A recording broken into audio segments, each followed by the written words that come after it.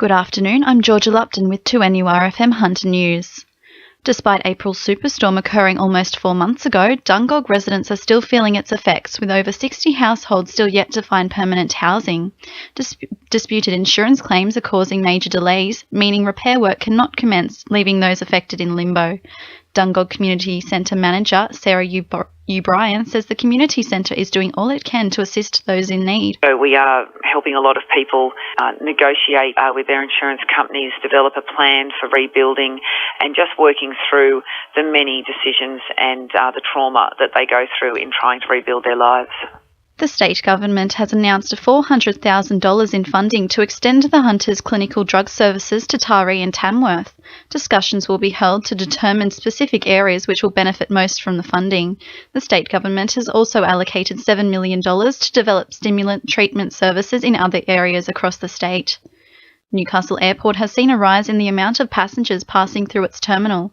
Numbers for the month of July were the highest in the airport's history, with 2% increase compared to the same time last year. Newcastle Manager of Aviation and Business Development, David Nye, says despite being at capacity, the airport has coped well. Certainly the airport was almost at capacity on several days in July because we are still in a building mode at the moment, so we don't have the full terminal available to us. That's always a good problem to have, but certainly when we open the increased terminal footprint in a few weeks' time, it'll be able to handle those numbers quite easily.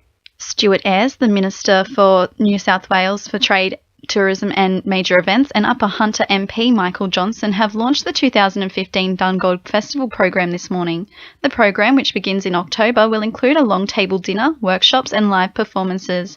Upper Hunter MP Michael Johnson says the festival will be a boost for the community. Bringing in people from all over New South Wales to come and visit Dungog for what promises to be a fantastic weekend in October will be a great boost to the local economy after the recent event in the last few months ago of the unfortunate storms that damaged Dungog so severely.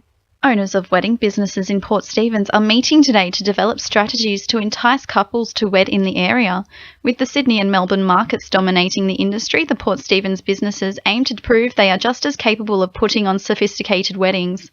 Convener of Destination Brides to Port Stephens, Angela Pobey, says an increase in weddings in the Port Stephens area will be beneficial. It's going to benefit the area short-term and long-term because not only will we have the wedding day and all the facilities around that, and hopefully it's going to open up a market to a whole lot of people that wouldn't necessarily have even come to Port Stephens, but they're going to come now because they've just experienced the most wonderful wedding weekend. Sport for our sponsor, Warners Bay Sports Club Fishing Expo, September 13. A stirring second-half revival by the Newcastle Knights has given interim coach Danny Badiris reason to believe the future is bright for the red and blue.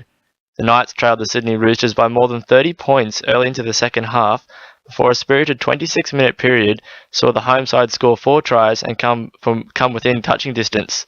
Badiris says the fans should have faith in the team's promising young talent. As a Newcastle, have a really good squad there in the next couple of years, and these guys are learning, going through this process now, and in 3 or 4 years' time they'll be leaders and won't want to go down into these sort of performances, I'm sure. South Cardiff are all but confirmed to be relegated from the Northern New South Wales National Premier League following a 3-1 loss to Adamstown at Ulinga Oval yesterday. The defeat leaves the Gunners 3 points and 11 goals behind Maitland, with just 1 game of the regular season remaining. And Newcastle Hunters stars Katie Ebzery and Susie Batkovich have been named in a 12-woman Australian team to take on New Zealand in the 2-game FIBA Oceania Championships. That's sport. I'm Rhys Wicks. 2NURFM News Time is 12:10.